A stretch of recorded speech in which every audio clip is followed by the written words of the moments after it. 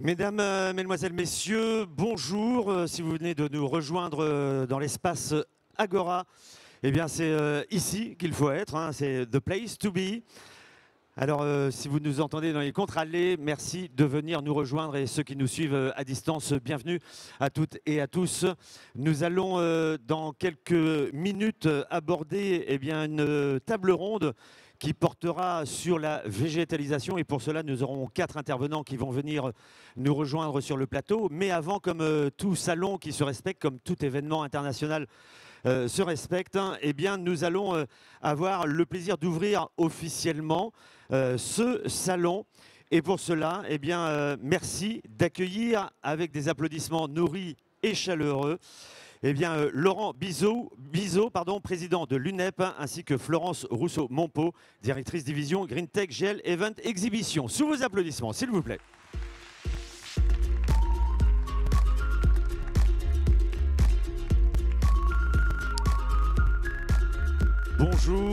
Bonjour et bienvenue. Vous pouvez prendre bonjour. Le micro. Voilà. Bonjour Sylvain, bonjour Laurent, bonjour à tous. Bonjour à tous.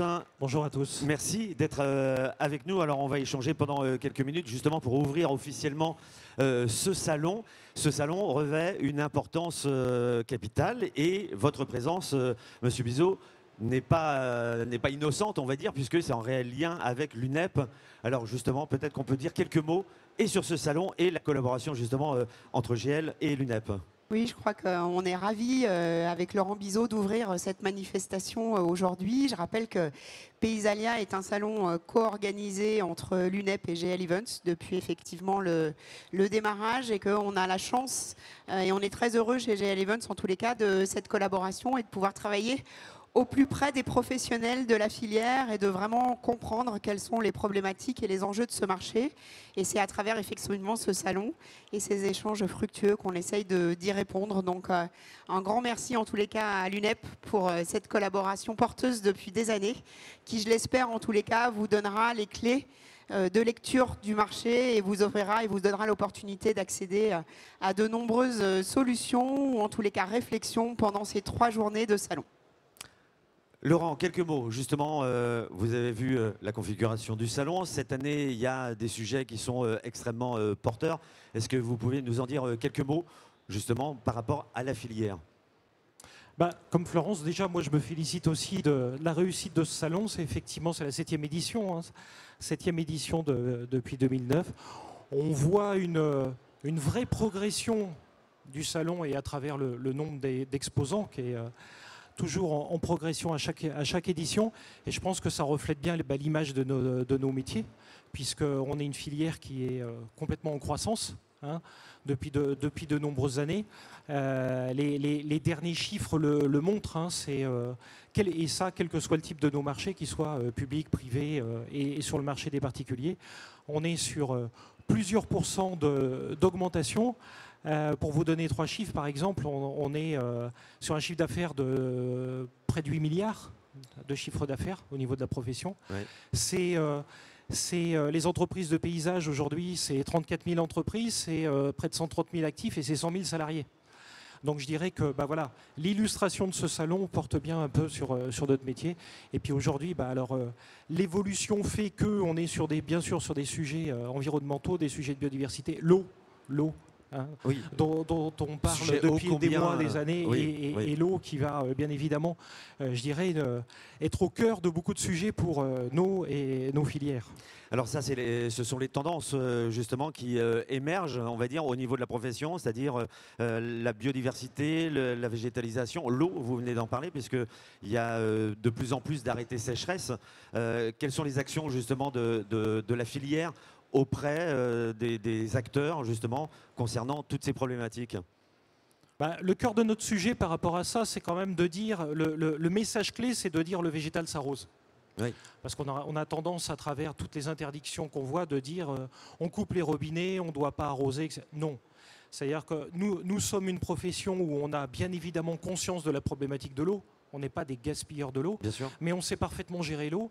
Et puis bien évidemment, si on veut, on le sait, si on veut renaturer une ville, bah, ça va passer par des plantations, par de la végétalisation, et ça va passer nécessairement aussi par de l'arrosage. Alors on a un tas de solutions, bien évidemment, qu'on propose. Tout à l'heure, j'étais à l'Assemblée Générale du SINA. Le SINA, c'est les arroseurs et qui font l'arrosage automatique. C'est une des solutions, bien sûr. Et puis on a bien sûr aussi également des solutions de paillage, de récupérateur d'eau de pluie. Alors à l'UNEP, on est là aussi pour mettre ça en avant, pour montrer ce que l'on peut faire par rapport à l'usage de l'eau. Et je dirais qu'à travers aussi nos actions, on a obtenu quand même une avancée la saison dernière, c'est-à-dire on a obtenu d'avoir une dérogation sur l'arrosage des jeunes plants. Et quels que soient, je dirais, les arrêtés, même en période de crise, et qu'on puisse au moins arroser pendant 2 ans nos jeunes plants. Oui.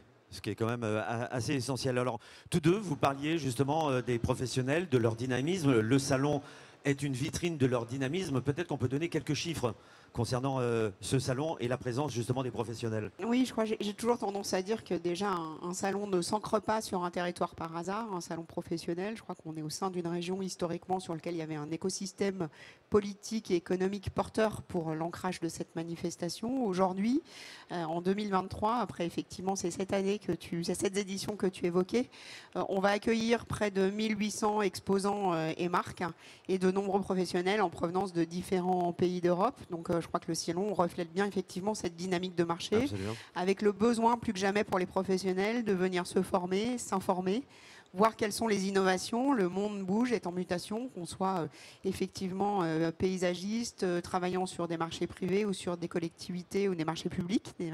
On a besoin de trouver des solutions, on a besoin de se rénover, on a besoin d'échanger aussi avec ses pairs.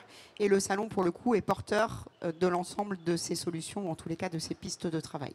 Absolument. Alors plus de 1800, pour vous donner un peu une évaluation, on va dire peut-être en pourcentage, je crois que c'est plus 21% par rapport à l'édition. Tout à fait, 23% d'entreprises internationales. Surtout ce qui nous intéresse avec l'équipe qui a fait un travail remarquable autour de cette manifestation, que ce soit en termes de développement de l'offre ou du contenu qui est apporté, c'est toujours de réfléchir avec les professionnels du secteur pour leur apporter des solutions. Donc enrichir l'offre, oui bien sûr, mais parce qu'il y a des nouveaux besoins qui émergent, enrichir les conférences parce qu'on a besoin de s'informer. C'est effectivement ce qui nous intéresse et il y a effectivement ce besoin et cette dynamique aujourd'hui. Qu'est-ce que vous attendez du salon, puisque il y a plusieurs actions qui sont mises en place au cours de ce salon. Comme le disait Florence, c'est s'informer, c'est se rencontrer, c'est se former aussi. Tout à l'heure, enfin ce matin, on avait une table ronde justement où on a évoqué aussi la difficulté du recrutement, qui est quand même une question clé. Quelles sont les actions justement de l'UNEP pour sensibiliser et pour peut-être avoir un recrutement efficient ? L'UNEP aujourd'hui travaille bien évidemment sur le sujet de l'attractivité, puisque c'est quand même le sujet essentiel de notre filière. Ouais. On est une filière qui rassemble, qui donne du sens, mais il ne faut pas se voiler la face. On a clairement aujourd'hui un problème de visibilité et un problème pour attirer les jeunes. Alors on travaille bien sûr sur le sujet des jeunes, on travaille aussi avec l'insertion, on travaille avec la reconversion professionnelle. Je tiens à souligner aussi qu'on essaye de communiquer sur la féminisation de notre métier, parce que c'est aussi un sujet. On manque de femmes cruellement sur le terrain. Et c'est drôle parce qu'on faisait la remarque ce matin, la présence sur la scène, il n'y avait que des hommes. Justement pour échanger, ce qui ne sera pas le cas cet après-midi, justement. Alors qu'est-ce qu'on fait par rapport à ça? Alors on fait une multitude bien évidemment d'actions pour attirer. On a un sujet aujourd'hui où on va mettre en avant, on a un sujet d'ambassadeur, puisqu'on a pris des jeunes qui doivent pour représenter notre métier et communiquer sur les réseaux sociaux, parce que je ne veux pas être désagréable, mais arrivé à notre âge, on ne sait plus trop communiquer sur les réseaux sociaux, il faut les laisser faire. Et puis qu'est-ce qu'on fait aussi?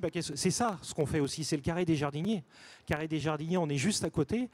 C'est un moyen excellent de mettre en avant nos métiers, de montrer notre savoir-faire. Et le carré des jardiniers a pour but à chaque fois de sortir, on va dire, le maître jardinier qui devient notre ambassadeur pendant 2 ans.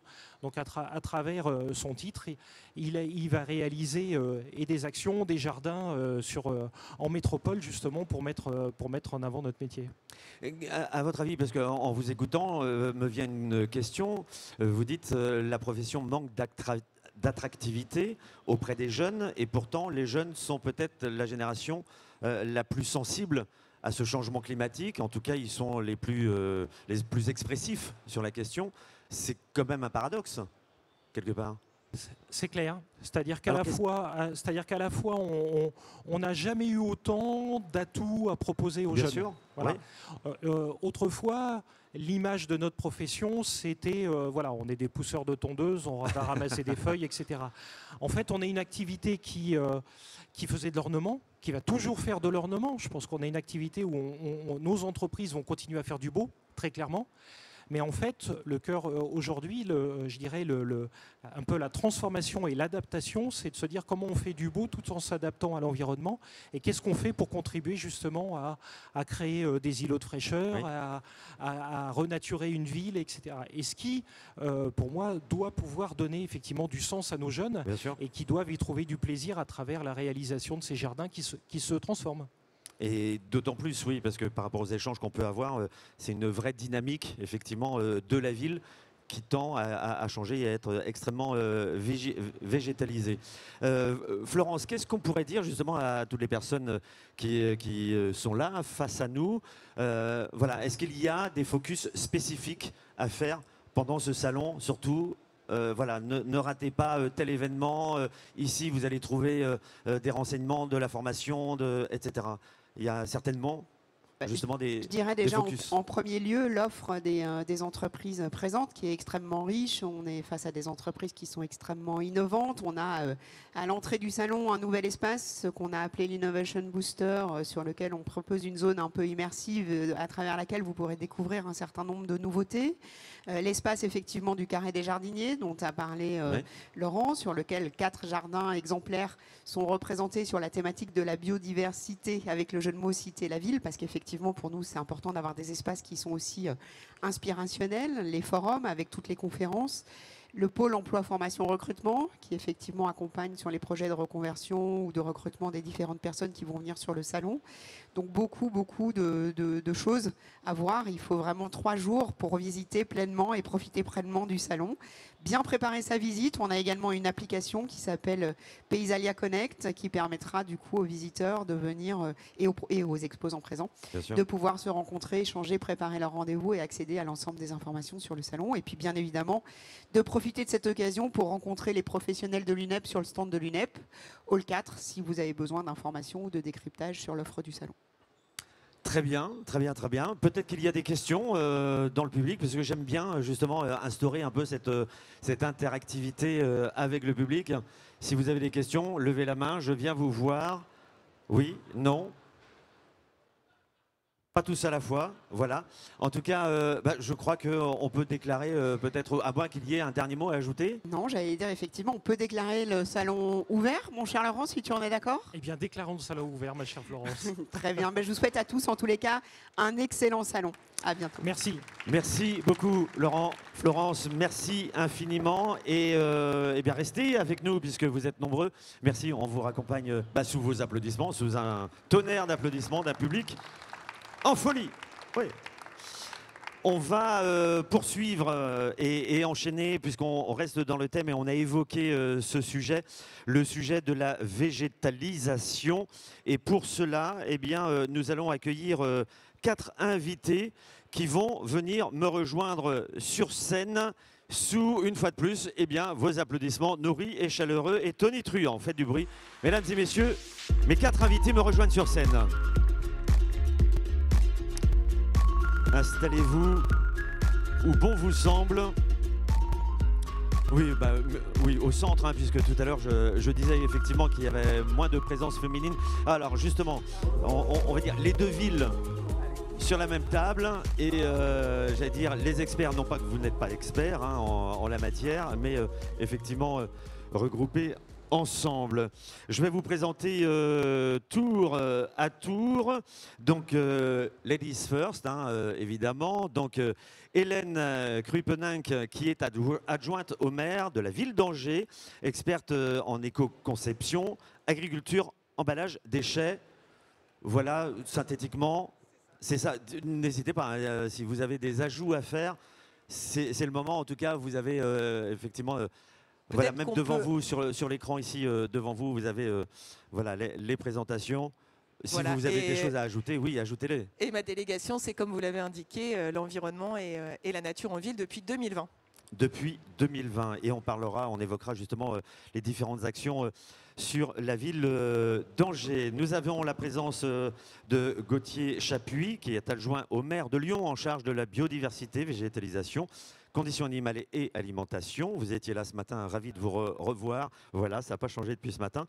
Nous avons également le plaisir de recevoir Philippe Clergeau, qui est professeur au Muséum national d'histoire naturelle et expert consultant en écologie urbaine. Et d'ailleurs, vous êtes, si je ne m'abuse, parce que j'ai fait une petite enquête comme ça, un peu le pionnier de la réflexion sur l'installation de la biodiversité en ville. Et Dieu sait si c'est un sujet phare et important.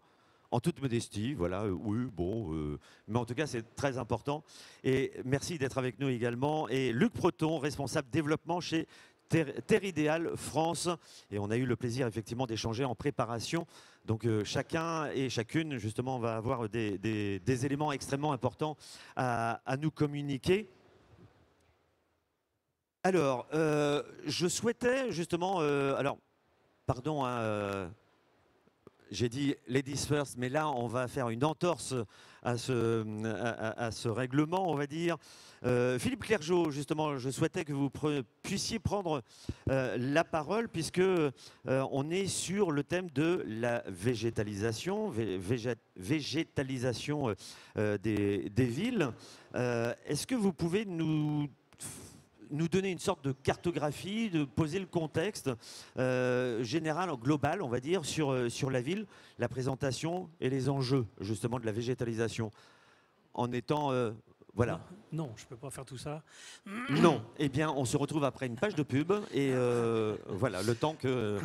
voilà, très succinctement, enfin... Voilà. Bon, faire une carte, c'est impossible, mais disons que la végétalisation est devenue complètement incontournable aujourd'hui. Je pense que les enjeux sont connus de tous. Tous les discours politiques, techniques, scientifiques le montrent. Je ne vais pas décliner, voilà, les captures du CO2, rafraîchissement de la ville. Alors, quelquefois, les choses vont sans dire, mais c'est toujours bien de les rappeler. Alors, je continue. Voilà. Donc, du coup, la santé humaine, le bien-être, les relations sociales, tout ça est focalisé autour de cette notion de nature, de végétalisation, qui est complètement fondamentale. Alors, pour faire très court, ce qui n'est pas trop mon habitude, aujourd'hui, on végétalise. Tout le monde, je crois que tout le monde a compris, dans le sens que je viens de dire, les enjeux qui sont mis en avant, qu'on ne peut plus concevoir la ville comme on l'avait fait il y a 20 ans. Je crois qu'aujourd'hui, la végétalisation, plantation d'arbres, de fleurs, etc., est indispensable à ce qu'on soit bien dans la ville. Question température, question ambiance, question relations sociales, question santé. On pourra y revenir sans doute certainement dans la question. Oui, voilà. Donc il y a plein d'éléments comme ça qui font que c'est complètement indispensable. Donc, pour faire schématique, donc du coup, là, moi en tant que scientifique, ce que je dirais, c'est qu'aujourd'hui, il y a bien un sentiment, il y a bien une compréhension du rôle du végétal dans la ville qui est bien passé. Alors après, on va discuter des actions qui ne sont pas toujours à la hauteur, mais ça c'est plus technique, mais pourquoi pas. Cette première étape de végétalisation rend la ville vivable. C'est ça l'objectif. Et ce qu'on fait, ce qu'on développe, tous les écrits que mon équipe fait, que moi je fais, mais je ne suis pas le seul, hein, on est assez nombreux. Aujourd'hui, on va plus loin et on dit l'approche purement service direct, comme ceux que je viens de citer, esthétique, comme le font les concepteurs encore beaucoup en point de vue paysage, c'est pas durable.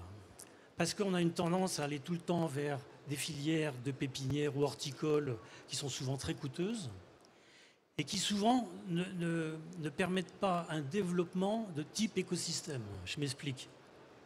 C'est-à-dire que la biodiversité, puisque c'est le terme, la biodiversité, c'est une diversité d'espèces, mais surtout des relations entre ces espèces.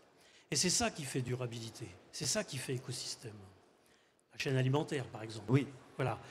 On me demande souvent pourquoi est-ce que je parle plus d'animaux. C'était mon premier job, je travaillais que sur la faune urbaine. Mais parce qu'il n'y a pas de faune urbaine s'il n'y a pas de végétation. Et il n'y a pas de végétation si le sol n'est pas correct. Donc il faut commencer par les bases. Et aujourd'hui, on n'est que sur les bases.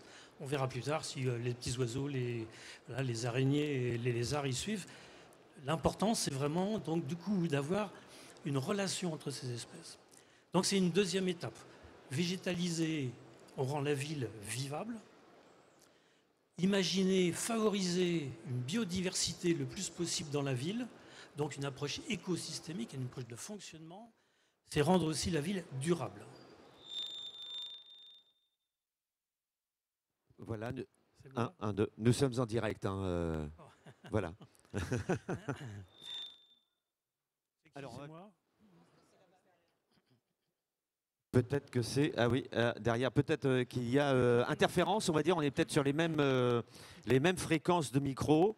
Voilà, on essaye de nous saboter notre table ronde, extrêmement intéressante, mais rassurez-vous, Je continue.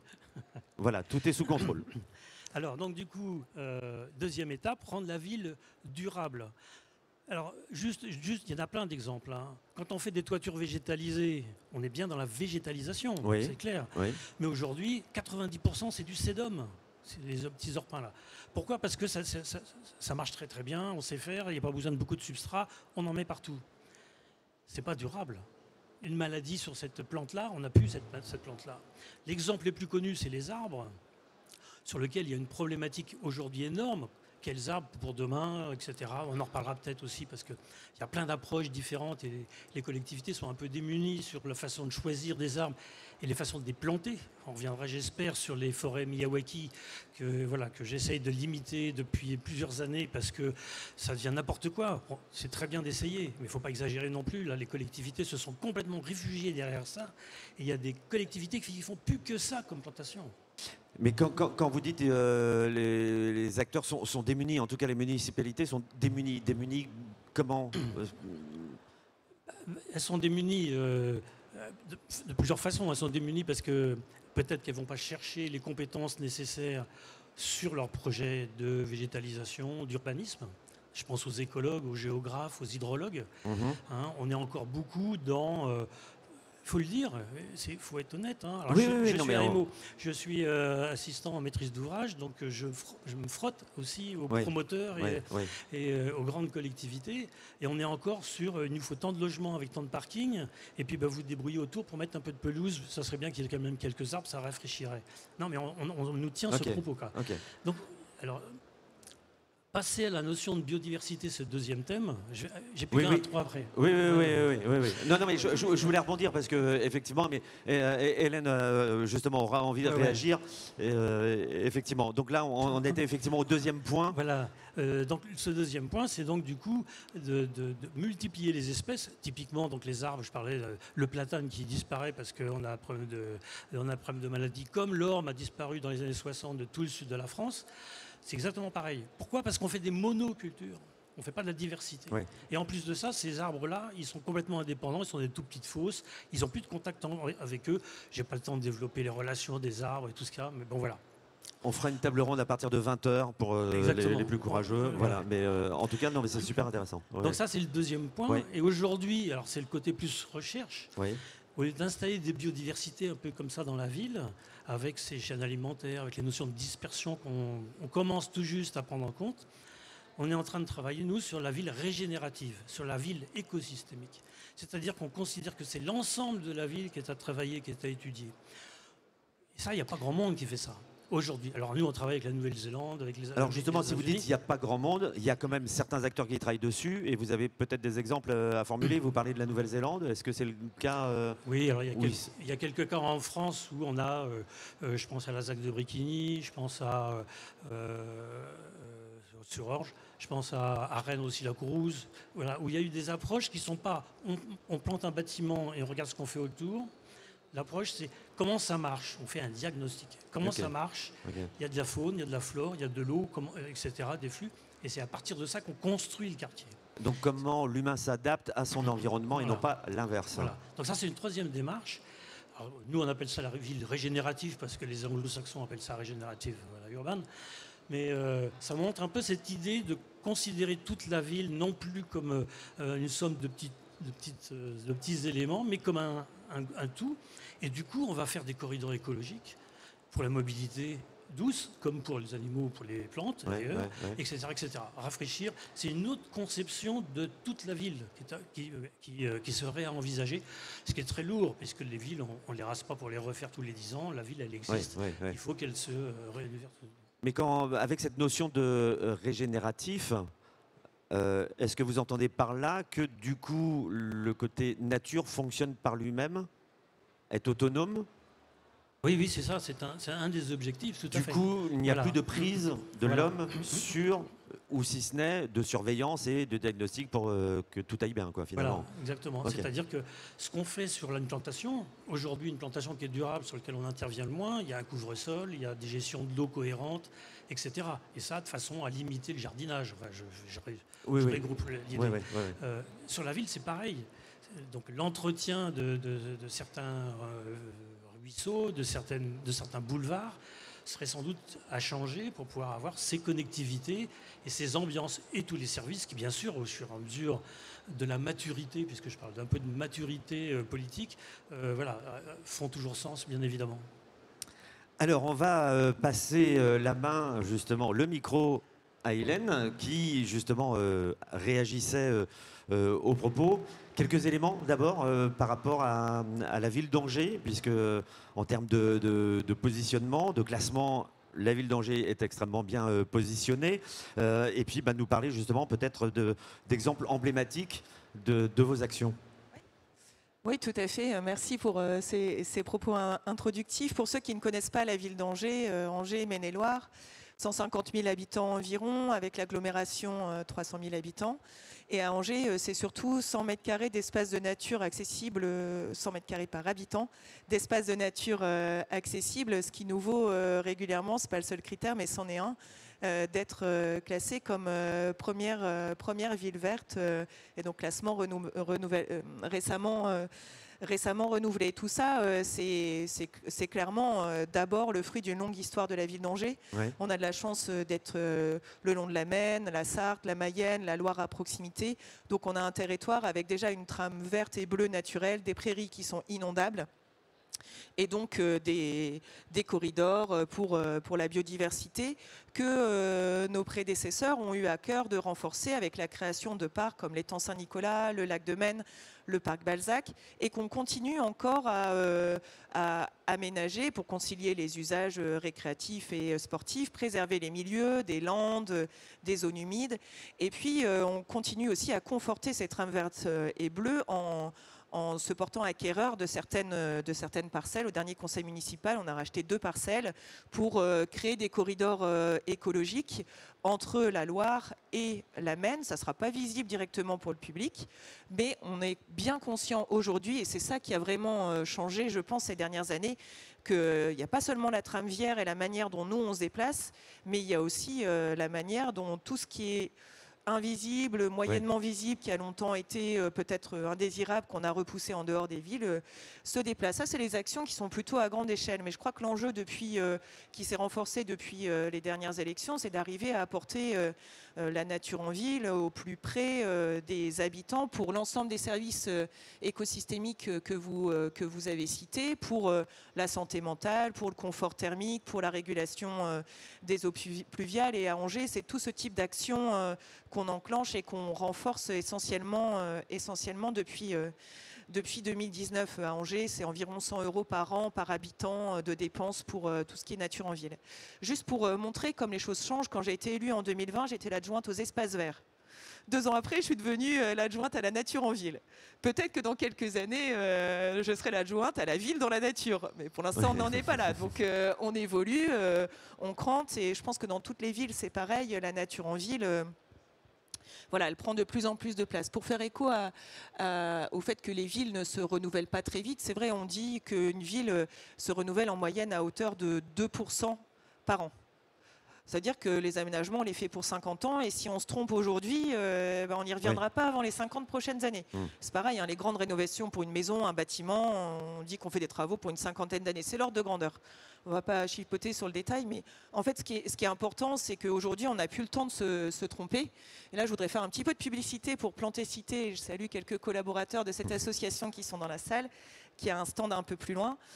Planté Cité, c'est justement aider, c'est une association qui regroupe plus de 700 membres, dont des collectivités, dont le but est de produire des connaissances très opérationnelles pour tout l'ensemble de la chaîne de valeur de la nature en ville, hein, les paysagistes, les producteurs, il y a bien sûr les établissements d'enseignement supérieur, les collectivités dont la ville de Lyon, pour à la fois renforcer la prise en compte des solutions fondées sur la nature comme étant un élément incontournable de la résilience de nos territoires, et puis aussi permettre d'acquérir de la connaissance et de diffuser au mieux et au plus vite les meilleures pratiques, parce qu'en fait, on n'a plus le temps de se tromper aujourd'hui pour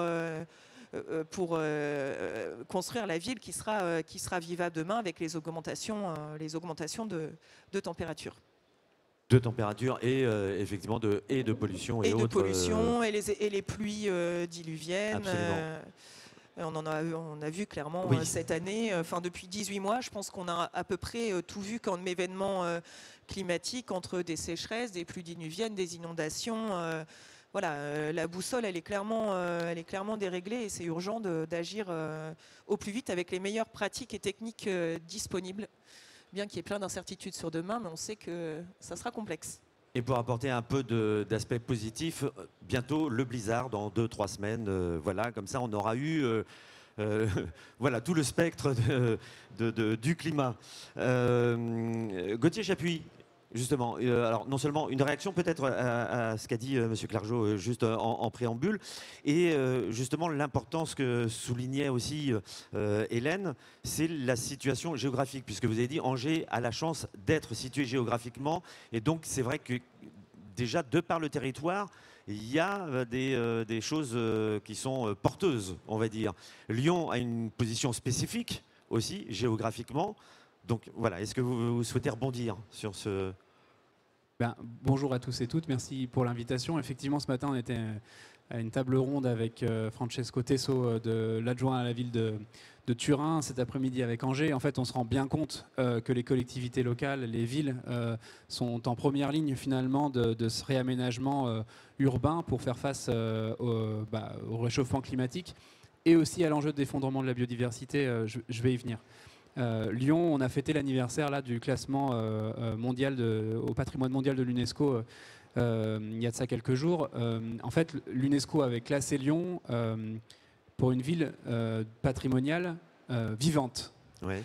Et ce mot est très intéressant. C'est ce qui anime aussi toute la collectivité. C'est comment faire en sorte que cette ville qui a plus de 2000 ans d'histoire, dans 50 ans, dans 100 ans, reste vivante et vivable.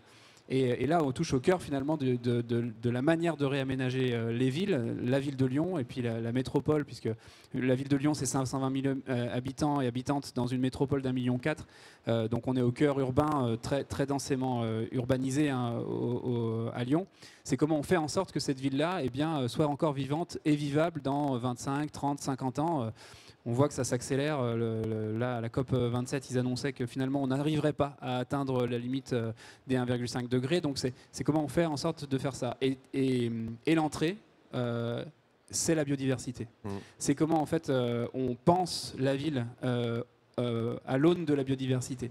Et quand on dit ça, en fait, on travaille le sol, on travaille le cycle de l'eau et on travaille le végétal. Et on remet du vivant, finalement, en ville. Et c'est tout à fait ce que l'on fait à la ville de Lyon, mais un peu de la même manière que le fait Angers finalement. Hein. C'est mettre déjà un investissement qui est assez grand. C'est le deuxième budget d'investissement de la ville de Lyon, la partie végétalisation.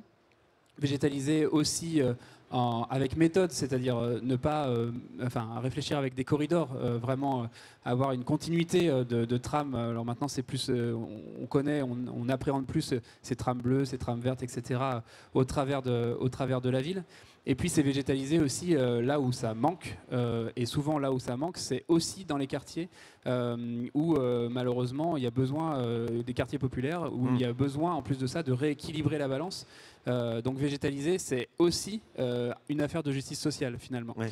Et Lyon finalement, c'est ce qu'on se disait aussi ce matin, est très hétérogène là-dessus. On a des quartiers qui sont très très verts et des quartiers comme le 8e arrondissement où en fait on est même en dessous de 2 mètres carrés accessibles d'espaces verts par habitant et par habitante. L'objectif étant Alors l'OMS, l'Organisation mondiale de la santé, donne le chiffre entre 10 et 12 pour être en bonne santé physique et mentale.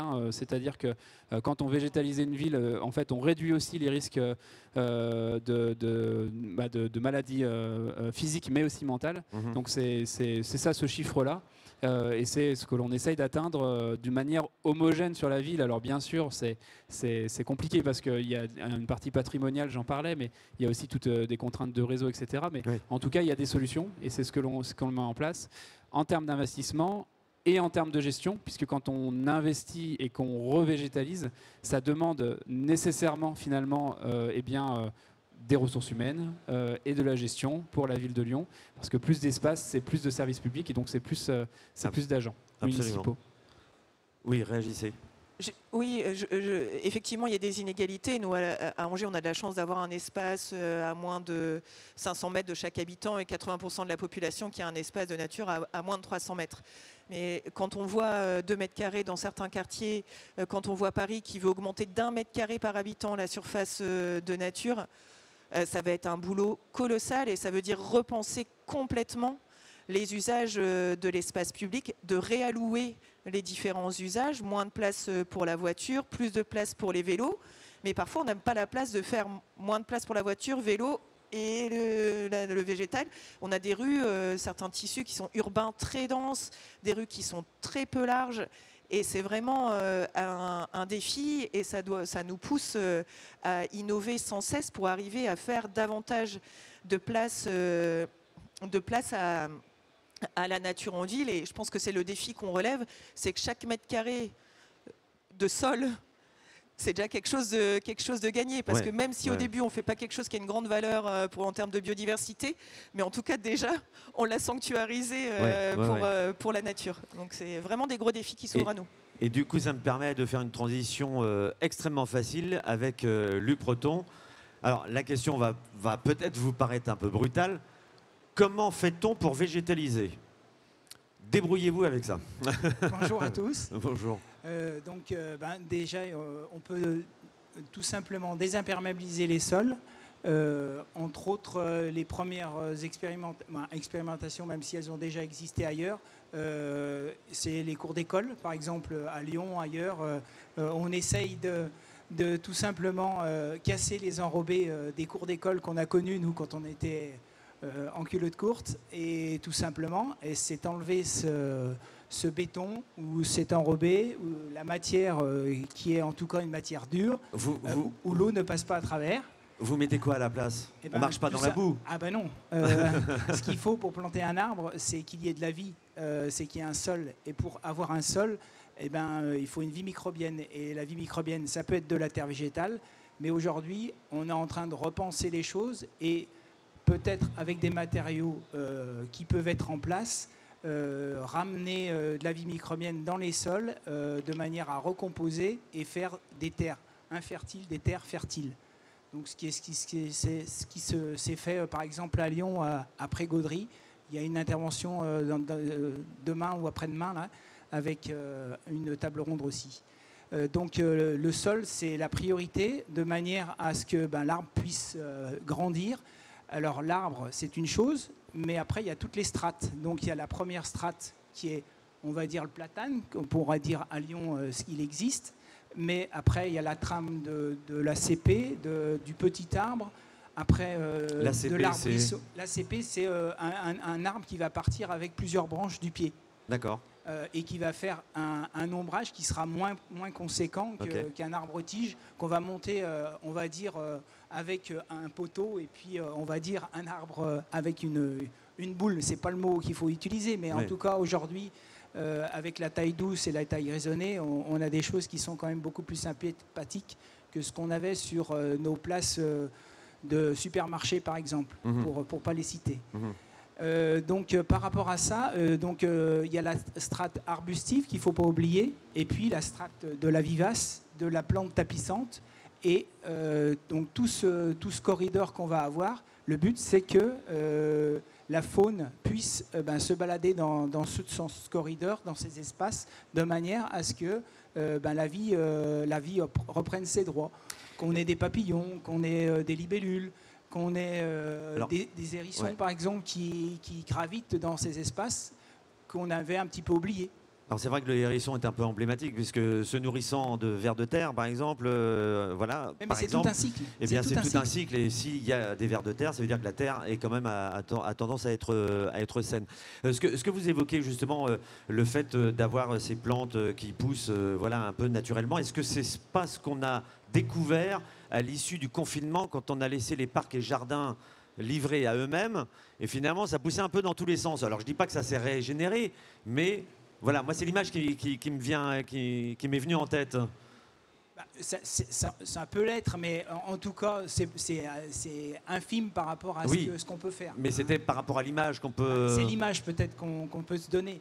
Mais en tout cas, ce qu'il faut, c'est surtout qu'il y ait du végétal, qu'il y ait quelque chose qui pousse. Parce que si on a un sol nu, le sol nu, l'eau ne pénètre pas.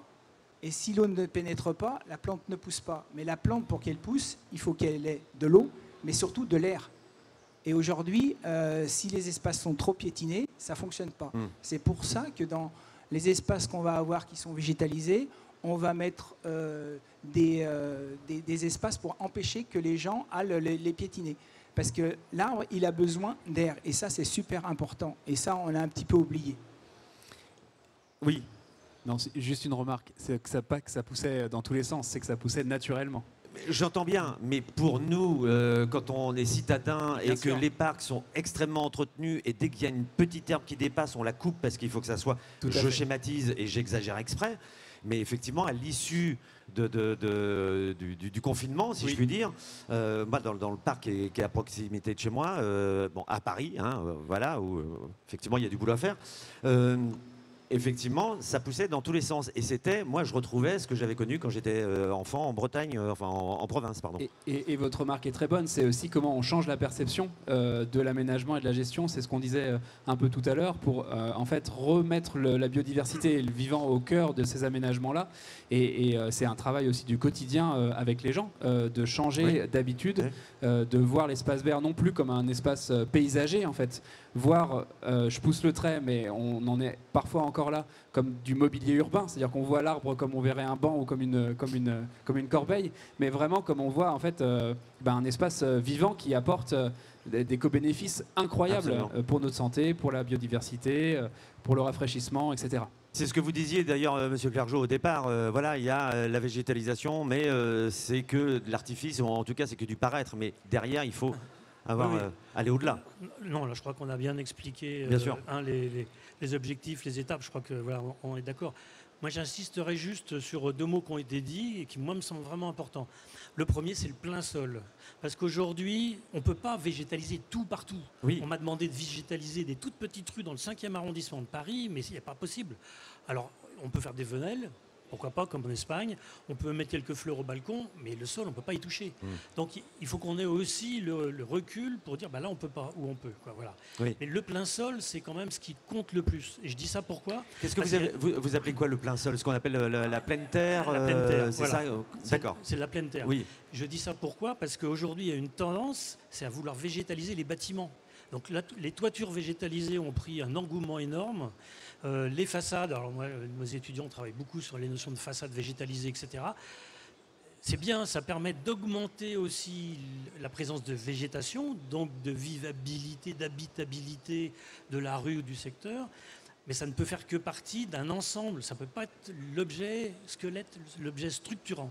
C'est obligatoirement donc la pleine terre, plein sol. Voilà. Et je rebondis sur ce qui, moi, me semble aujourd'hui le plus fort en urbanisme, c'est toute la remise en cause de l'espace public.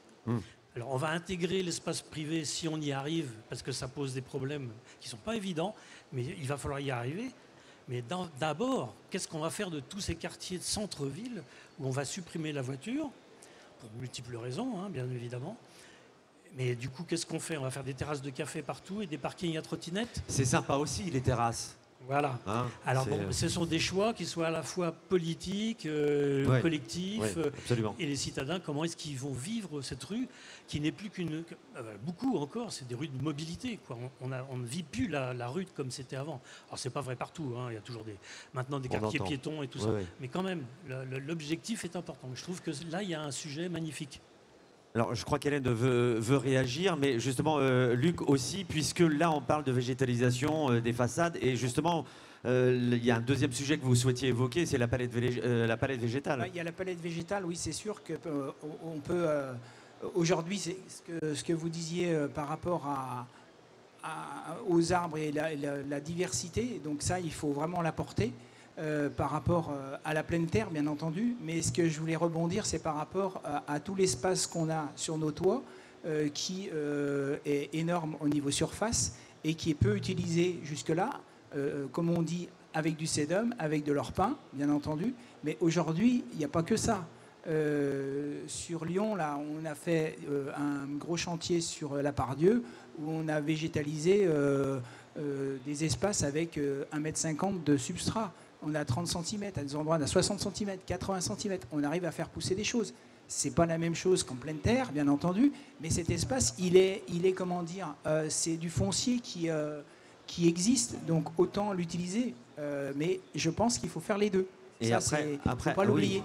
Donc du coup, ça viendrait en complément, et après, on ne peut pas le faire partout parce que tout dépend de la structure, parce que effectivement, les surfaces ne peuvent pas accueillir. Il y a une histoire de poids. Il y a une histoire de poids. Donc après, c'est une histoire de CME, de capacité maximum en eau sur un toit. Donc ça, il y a des calculs à faire. Et aujourd'hui, il y a vraiment un besoin de connaissances et de bureaux d'études qui peuvent accompagner à la fois les bureaux d'études de paysage, les concepteurs, les entreprises et toute la filière. Hein. Donc par rapport à ça, il y avait une autre chose, vous parliez du privé, donc je pense qu'il y a quelque chose d'important à relever, c'est qu'aujourd'hui l'arbre on le plante sur l'espace public, donc pour les villes comme Angers et comme Lyon, tout à fait, mais aujourd'hui par exemple la métropole de Lyon a mis en place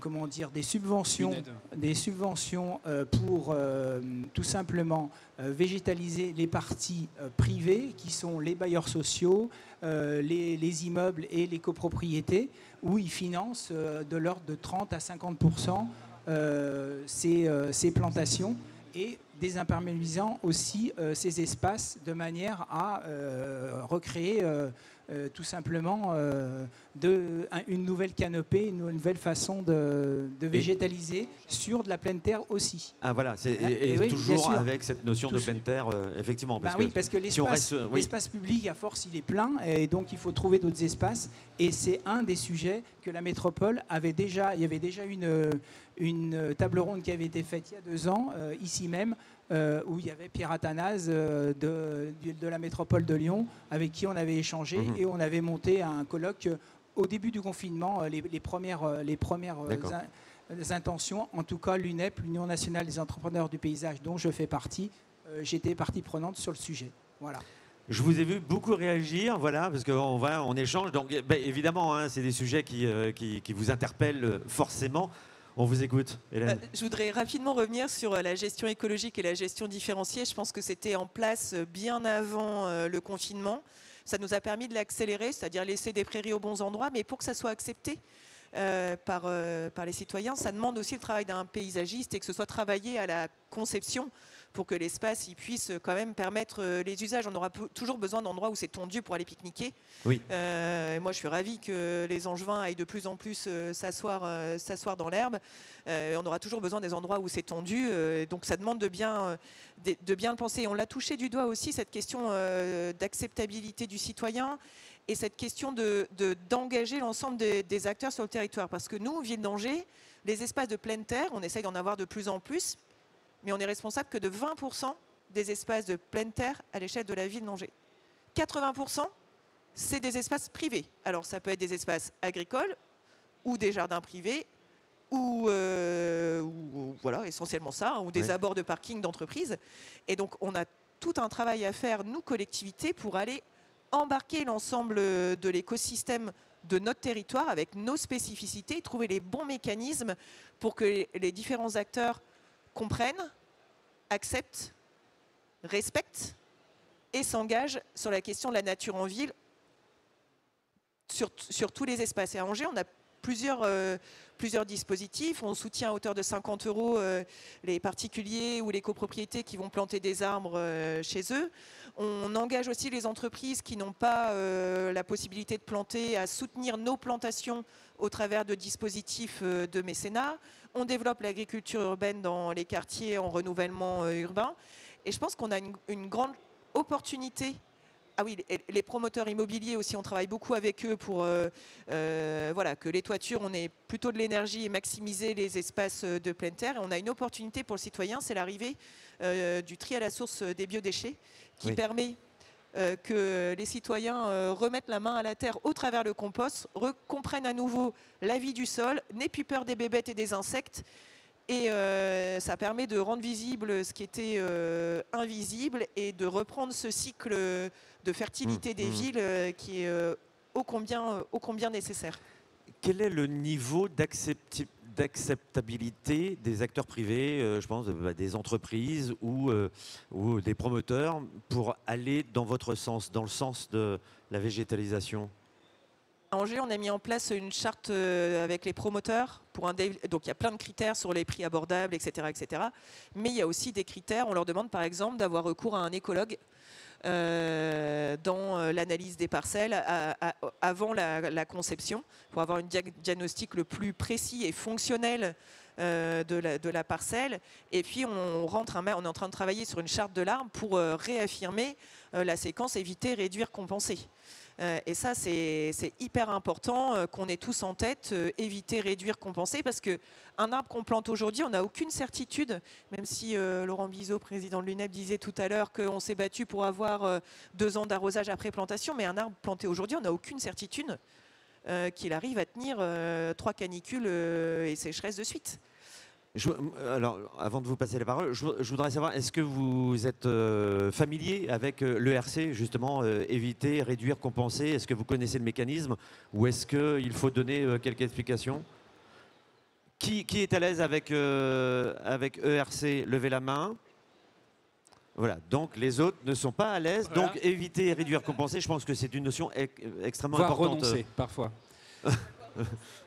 Parce qu'il y a des cas où on est obligé de renoncer au vu de l'impact. En fait, on évite l'impact, on compense l'impact, éviter, renoncer, réduire, ou on réduit l'impact. Voilà. En fait, c'est à chaque aménagement, on a ces 4 aspects-là avant de faire l'aménagement. Si on prend les arbres, par exemple, c'est d'éviter d'abattre des arbres.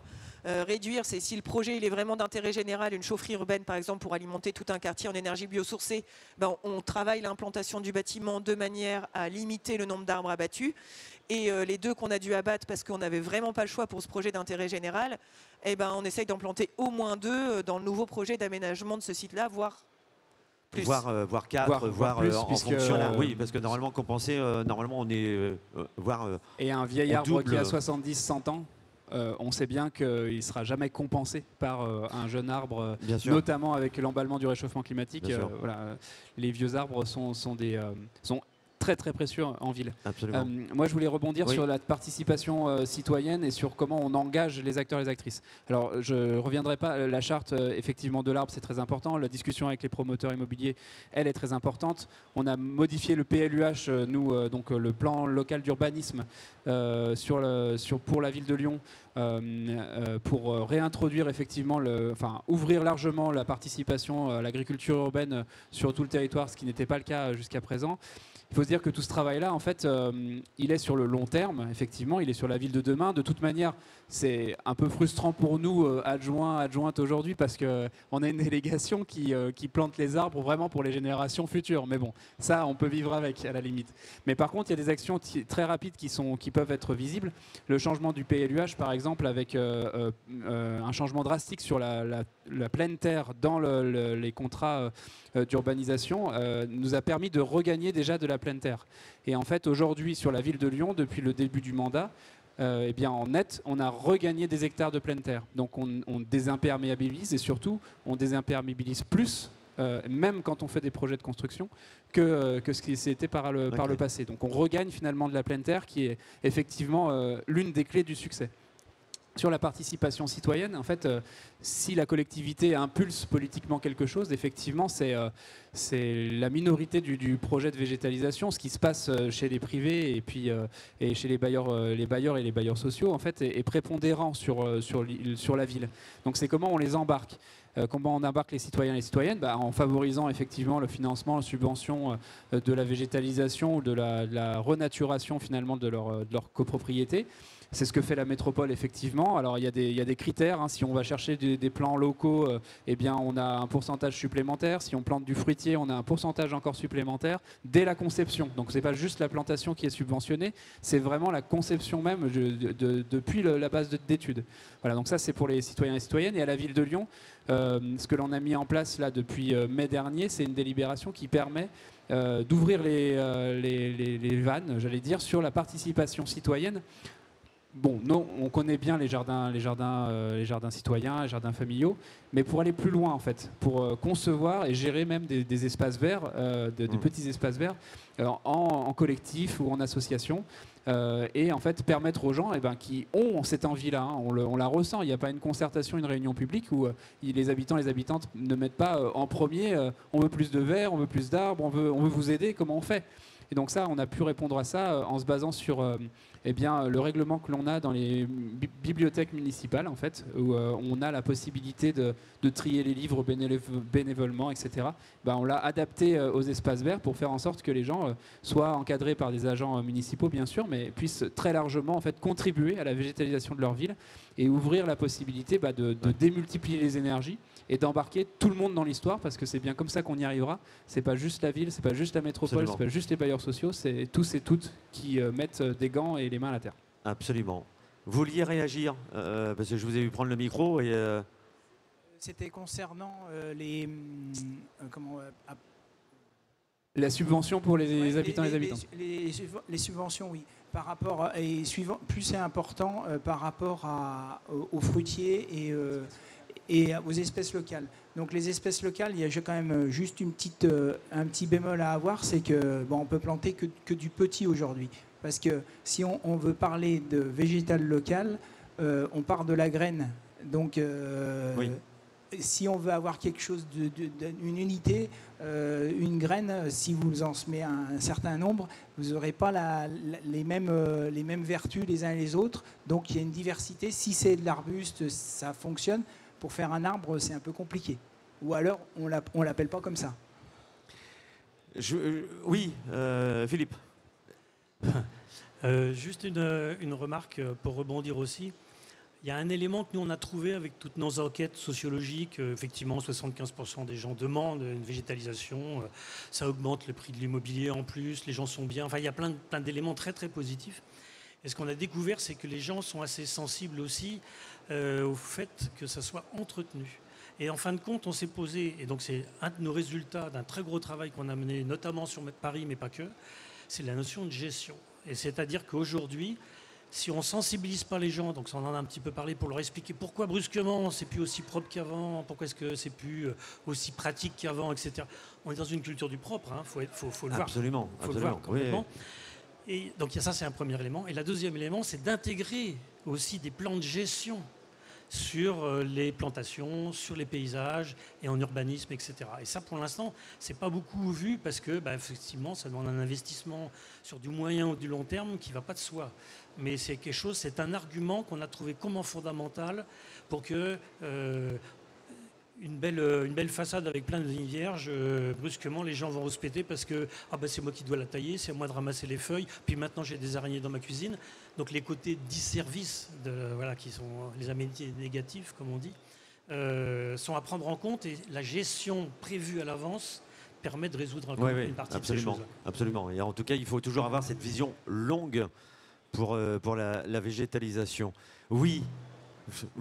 Quand vous me regardez comme ça veut dire que je veux parler. Je voudrais aller dans votre sens. Les plans de gestion, les codes de gestion, c'est hyper important. Et tout le travail pour faciliter l'acceptabilité du citoyen, c'est de bien réfléchir quel espace, quel code de gestion, en fonction de quel usage.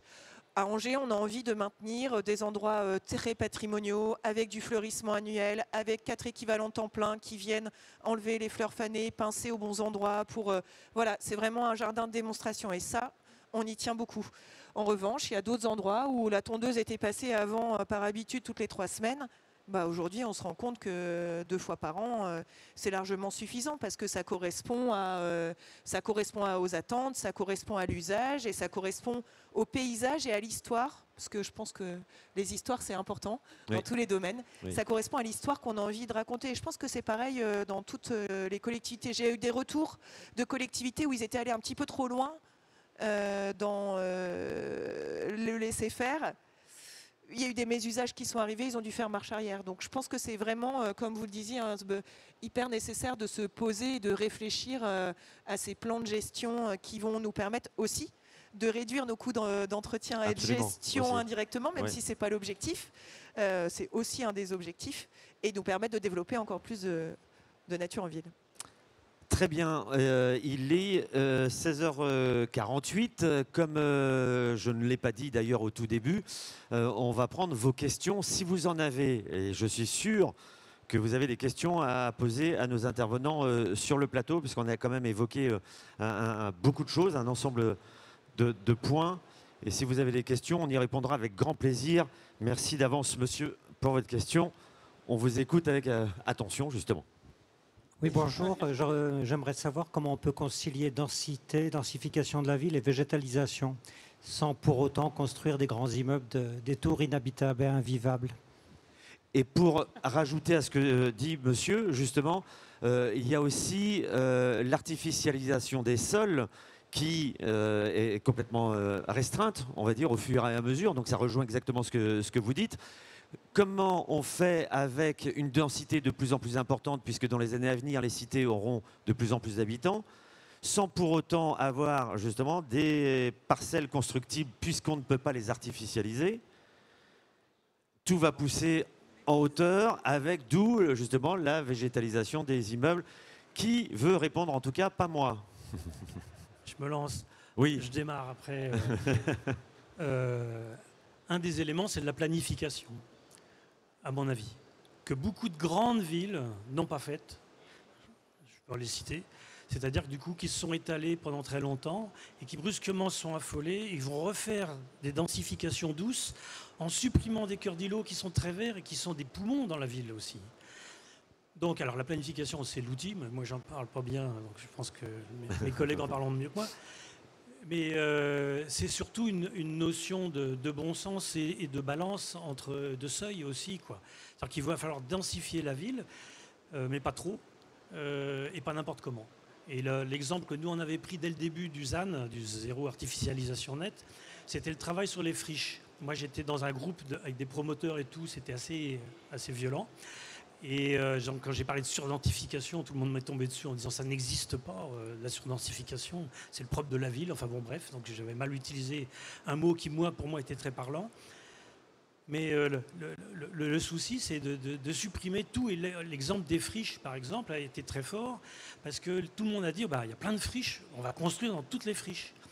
Alors une friche, c'est fait pour ça, normalement. Dans le temps, c'est des friches d'anticipation foncière. Hein. Géographiquement, c'est l'objectif.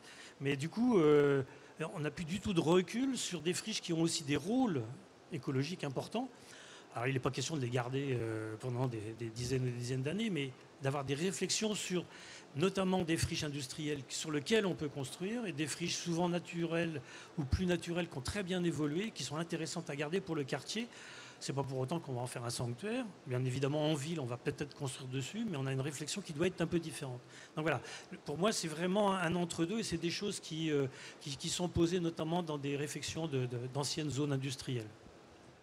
Tout est une question forcément d'équilibre, d'études, d'analyse. Vous vouliez rebondir, non sur C'est très clair. Il y a un schéma d'orientation très long terme qui s'appelle le SCOT, sur lequel en fait on travaille au-delà de la ville-centre. Hein, c'est au-delà même de la métropole. C'est quel ensemble urbain on veut. c'est pas forcément antagoniste de densifier et pour autant d'artificialiser. Au contraire, il y a des zones de friche industrielle en fait où c'est comme je le disais, hein, ça peut être antagoniste mentalement, mais en fait il est tout à fait possible sur ces friches industrielles là qui sont bétonnées, de regagner de la pleine terre tout en construisant du logement. Et on sait par contre que c'est une évidence de construire du logement quand on voit dans la crise, mais là c'est au-delà des villes, hein, c'est au niveau français dans laquelle on se situe, la crise du logement dans laquelle on se situe. Mais bon, il y a des solutions, il faut voir long terme et après agir localement avec les plans locaux d'urbanisme, notamment sur les friches industrielles qui sont aujourd'hui artificialisées. Des questions, autres questions dans le public? Oui, plein de questions. Madame, on vous écoute. Bonjour. Alors, on parle de rafraîchissement, pardon. Oui. Vous m'entendez? On parle de rafraîchissement avec la végétalisation dans la ville. Moi, j'ai une question. Comment concilier les restrictions d'eau dont on entend parler chaque été avec justement le pouvoir de rafraîchissement de l'eau du végétal qui passe par la fonction systémique du végétal? Donc, voilà. Voilà. Oui, et on prend en même temps la question? Et bon, prenons en même temps la question, oui, effectivement. Merci. Je voulais savoir si un espace vert ou un jardin qui est sur un toit, est-ce qu'il a les mêmes capacités face au changement climatique qu'un jardin en plein terre? Est-ce qu'aujourd'hui, on a des données de comparaison entre ces deux espaces sur les bâtiments Voilà. Alors, deux questions. Alors, la première, par rapport à on va dire la gestion de l'eau, effectivement, on commence par l'eau, et puis il faut de l'eau aussi pour justement nourrir la végétalisation sur les immeubles. Alors, qui veut commencer? Deux mots. Pour évapotranspirer, donc pour rafraîchir, l'arbre a besoin d'eau. Donc quand on plante trop d'arbres, comme les forêts hyperdenses, il faut énormément d'eau. Et ça, on ne saura pas bien faire. Donc ça veut dire qu'il faut n'importe comment qu'on gère l'eau. Alors ça amène à d'autres problématiques. Vous parlerez de l'eau dure et des choses comme ça qui existent dans plein mal de villes. Voilà.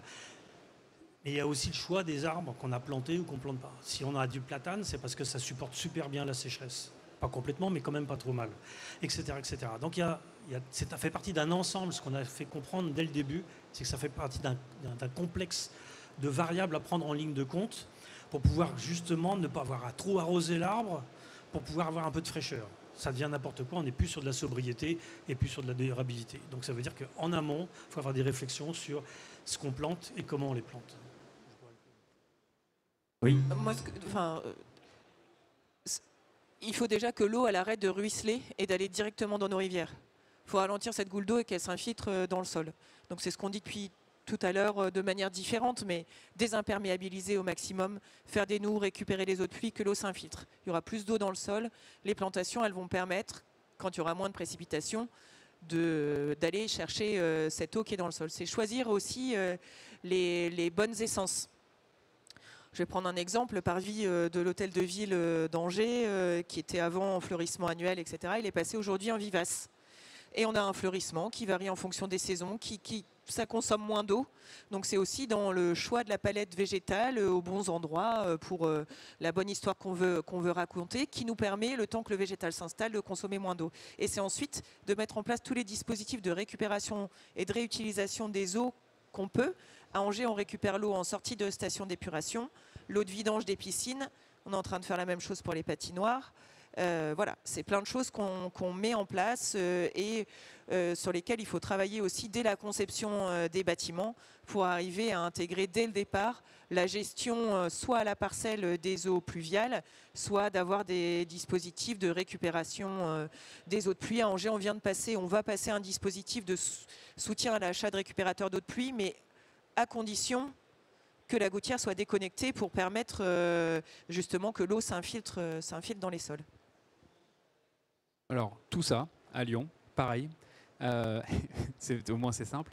Donc, faire en sorte que l'eau soit considérée non plus comme un déchet, mais comme une ressource, vraiment. C'est-à-dire que le cycle de l'eau, c'est quelque chose que l'on rompt quand on bétonne. Donc, c'est vraiment faire en sorte que chaque goutte d'eau ne devienne pas ou flaque ou dans le circuit de traitement des eaux, mais vraiment ressource pour les arbres et le végétal.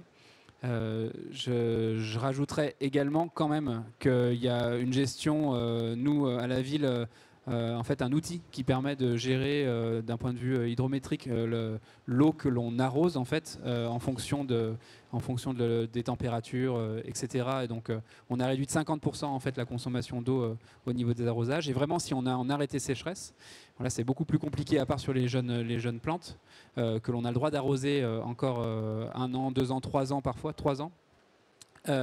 En revanche, il y a quand même à avoir dans le futur une relation étroite avec l'État et avec la préfecture, parce qu'il y a un juste équilibre quand même.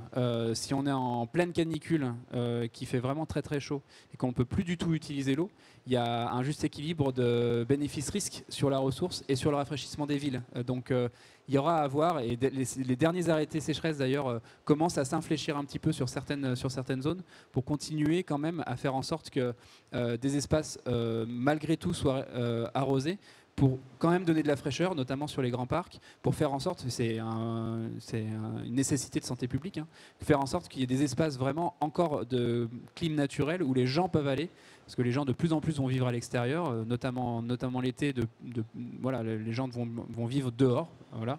Et donc c'est comment on arrive à créer de ces espaces-là quand même, qui sont des zones de refuge.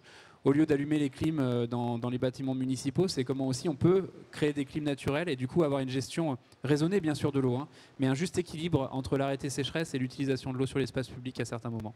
Et puis il y a une dernière chose, c'est les bornes fontaines d'eau publique que nous on développe systématiquement quand on réaménage un espace public, c'est de faire en sorte que l'eau soit aussi un droit et que chacune sur l'espace public puisse avoir accès à l'eau potable pour boire. On a bien... Ah oui, parce que je demandais si on avait bien répondu, mais petite... Oui, très bien, merci. Juste une petite précision, les vivaces n'ont pas le même pouvoir systémique que d'autres essences pour le rafraîchissement, on est d'accord. On met des vivaces à la place, mais attention. Et une dernière question. Oui, bonjour. Voilà, on parle beaucoup effectivement de palettes végétales. On parle aussi des forêts Miyawaki. Moi, je suis un petit peu dans le spectre effectivement de la forêt urbaine, mais pas sur le volet Miyawaki. Je travaille avec des experts forestiers. Je voulais savoir, par exemple, la ville d'Angers ou la ville de Lyon, quels sont vos experts, vos soutiens techniques sur justement l'adaptation des palettes végétales. Et est-ce que vous développez des solutions ou est-ce que vous utilisez des solutions pour suivre le développement racinaire? Merci pour cette question. Ce sera la dernière question. Alors, je commence, oui. Je te laisserai conclure. Alors à Lyon, effectivement, il y a plus de 300 personnes qui travaillent à la direction, qui a changé de nom d'ailleurs. C'est pas que symbolique, qui est passé des espaces verts à la direction de la biodiversité et de la nature en ville, pour intégrer justement cette dimension-là. Bon, on est dans le thème de la table ronde. Donc on a beaucoup d'experts et d'expertes, que ce soit depuis le jardin botanique, donc sur les semences, sur les graines, jusqu'au centre horticole où on a encore 20 hectares en régie où on produit. Puis les jardiniers, jardinières, paysagistes, etc., concepteurs, conceptrices d'espace. Donc on a encore beaucoup de compétences en fait en interne avec lesquelles on travaille, et la palette végétale elle a été revue en fait dans son intégralité par rapport au réchauffement climatique. Simplement c'est par rapport à ce qu'on disait sur comment on plante par rapport aux chaleurs qu'il va y avoir, etc. Je pense qu'on parle du vivant là, et du coup il faut pouvoir aussi être assez agile et se dire qu'on a le droit de se tromper, de tester, de voir ce qui fonctionne, ce qui ne fonctionne pas, en fonction de la terre, en fonction de l'endroit où on va planter, etc. Donc à Lyon, en tout cas, on reste assez prudent sur la direction dans laquelle aller et qu'est-ce qu'il faut planter absolument comme doctrine. Et on est assez agile en fonction de l'endroit, et puis on se donne le droit à l'erreur finalement en fonction des chaleurs qu'il va y avoir dans les prochaines années. Oui. Non, mais je ne peux pas vous dire non. Je ne peux pas vous dire non. Non, ce qui est important, juste sur le développement racinaire des arbres, à Angers, on a des sondes tensiométriques, une dans la motte, une en dessous, etc., qui permettent de voir quand les courbes de réponse pour le suivi de la quantité d'eau disponible sont identiques. Il faut quand même être 3 sondes. On se dit, ça y est, les racines sont sorties de la motte et il y a un développement racinaire. Sur les questions de palette végétale, oui, je crois que la question, c'est aussi de se parler, d'échanger, de s'appuyer sur les réseaux, sur Je vais revenir à Planter Cité. Il y a un projet avec pour regarder les capacités intrinsèques des végétaux à s'adapter au changement climatique avec l'ADEME, le CEREMA. On a aussi l'outil Sésame.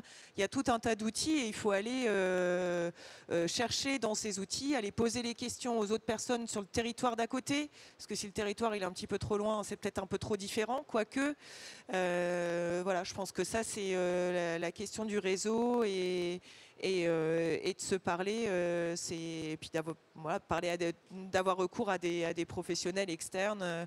Les journées comme aujourd'hui, les salons comme ces 3 jours, c'est hyper important pour apprendre des uns des autres. Et Philippe Clergeau va ajouter... Juste un tout petit... Alors, oui. J'allais parler de Planter Cité, mais bon, c'est parfait, avec tous les programmes qu'on est en train de développer là-dessus. Juste, il y a quelque chose qui est important et dont on ne parle pas souvent, c'est aussi la façon de planter. Qu'on arrête de faire des petites fosses de 3 mètres cubes, qui sont devenues maintenant la constante, alors que, et moi j'ai appris ça avec Frédéric Ségur sur Lyon, dans le temps, tous les grands boulevards, c'était des grandes saignées dans lesquelles on mettait les arbres et la terre. Les arbres, ils ont besoin de communiquer entre eux. C'est un gage aussi de leur durabilité. Alors, on ne va pas parler des mycorhizes, des champignons, des bactéries, mais bien évidemment, tout ça, ça gère. Il faut qu'on change aussi la façon dont on plante. J'ai parlé que de Miyawaki parce que j'ai un peu les boules avec ça, mais il y a plein d'autres choses à aborder en type de plantation. En tout cas, on aurait pu faire une table ronde qui dure 3 heures. On n'aurait toujours pas épuisé le sujet.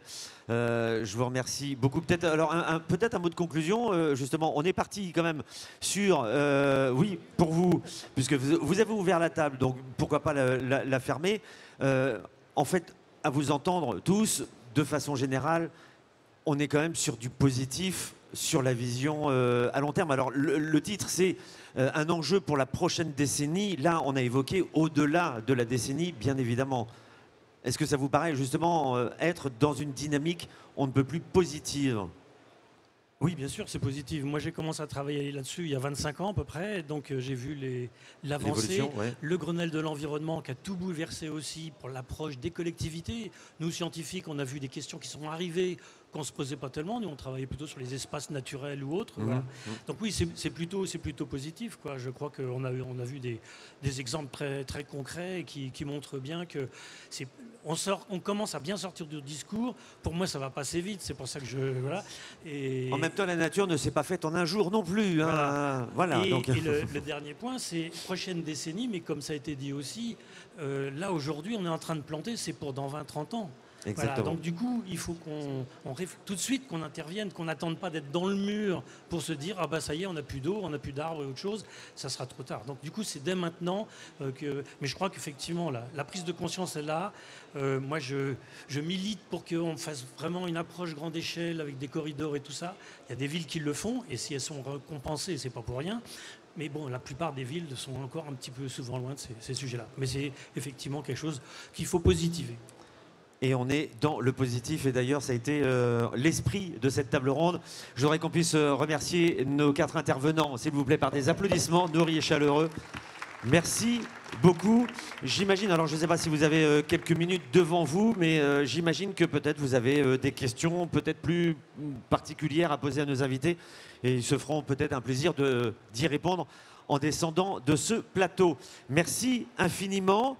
On a rendez-vous dans...